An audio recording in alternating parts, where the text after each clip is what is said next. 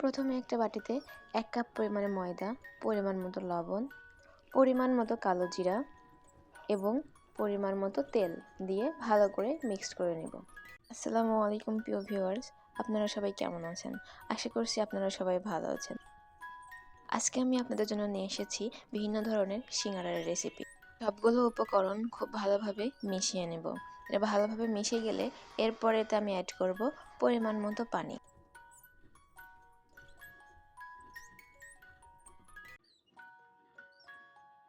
ময়দাটা খুব ভালোভাবে মেখে নেব। মেখে নিয়ে এমন সুন্দর একটা ডো তৈরি করে নেব। ডোটাকে এখন কিছুক্ষণের জন্য ঢেকে রেখে দেব। এরপরে আগে থেকে সিদ্ধ করে রাখা আলুটা ম্যাশ করে নেব। আপনারা চাইলে এখানে হাত দিয়েও ম্যাশ করে নিতে পারেন অথবা অন্য কিছু ব্যবহার করতে পারেন। আমি এখানে পটেটো ম্যাশের এই মেশিনটা ব্যবহার করেছি। আলুটা ভালোভাবে ম্যাশ করা হয়ে গেলে এরপর আমি একটা চুলায় ফ্রাই প্যান নেব। এরপরে দিয়ে দেব পরিমাণ মতো সয়াবিন তেল। এরপরে দিয়ে দেবো পেঁয়াজ কুচি 1 কাপ। এটাকে ভালোভাবে নেড়েচেড়ে হালকা ব্রাউন কালার করে ভেজে নিব। পেঁয়াজটা একটু ভাজা ভাজা হয়ে এলে বিট লবণ দেব 1/2 চা চামচ, গরম মশলা দেব 1/2 চা চামচ, ধনিয়া গুঁড়ো 1/2 চা চামচ, জিরা গুঁড়ো 1/2 চা চামচ, গোলমরিচের গুঁড়ো 1/2 চা চামচ। এরপরে সবগুলো উপাদান ভালোভাবে মিশিয়ে নেব। এরপর এখানে দিয়ে দেব হলুদ গুঁড়ো পরিমাণ মতো, মরিচ গুঁড়ো পরিমাণ মতো, কাঁচামরিচ কুচি স্বাদ মতো। আপনারা চাইলে এখানে বেশিও দিতে পারেন, কমও দিতে পারেন। এরপরে দিয়ে দেব আগে থেকে ভেজে রাখা শুকনো মরিচের গুঁড়া। এরপরে এতে দিয়ে দেব আলু, যেটা আমি আগে থেকে ম্যাশ করে রেখেছিলাম। এবার এটাকে ভালোভাবে নেড়ে চেড়ে কিছুক্ষণের জন্য রান্না করে নেব।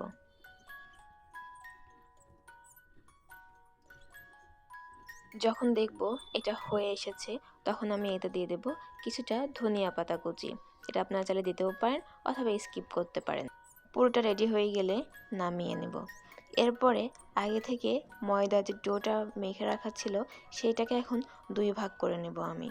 এরপরে এটিকে একটা রুটির শেপ দিয়ে বেলে নেব।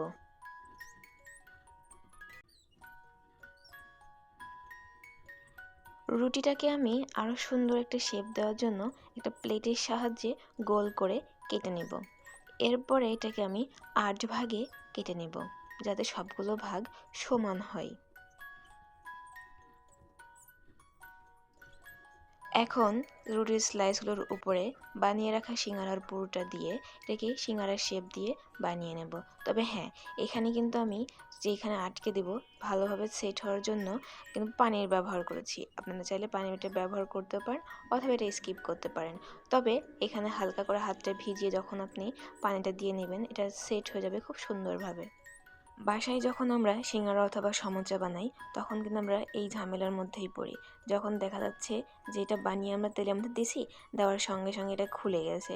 এইভাবে পানি দিয়ে আটকে নিলে কিন্তু এটা এভাবে খুলে যাবে না, খুব সুন্দরভাবে সেট হয়ে থাকবে। এভাবে করে আমি সবগুলো সিঙ্গারাই বানিয়ে নিয়েছি। এখন একটা ফ্রাই প্যানে তেল দিয়ে দেব পরিমাণ মতো। তেলটা গরম হয়ে গেলে একে একে সবগুলো সিঙ্গারাই এর মধ্যে দিয়ে ভেজে নেব। তবে আপনি এটা চাইলে সন্ধ্যার নাস্তা অথবা বাচ্চাদের টিফিনেও দিতে পারেন। এটা চাইলে আপনারা বানিয়ে ডিপ ফ্রিজে সংরক্ষণ করতে পারেন। সিঙ্গারাগুলোকে ব্রাউন কালার করে ভেজে নেব। দেখতেই পাচ্ছেন সবগুলো সিঙ্গারাই খুব সুন্দর একটা ব্রাউন কালার এসে গেছে। এখন আমি এগুলোকে নামিয়ে পরিবেশন করব। হ্যাঁ দর্শক, এটা দেখতে যতটা সুন্দর হয়েছে খেতেও ঠিক ততটাই মুচমুচে ও মজাদার হয়েছে। এমন সহজ ও সুন্দর সুন্দর সব রান্নার ভিডিও পেতে চ্যানেলটিকে সাবস্ক্রাইব করে পাশেই থাকুন।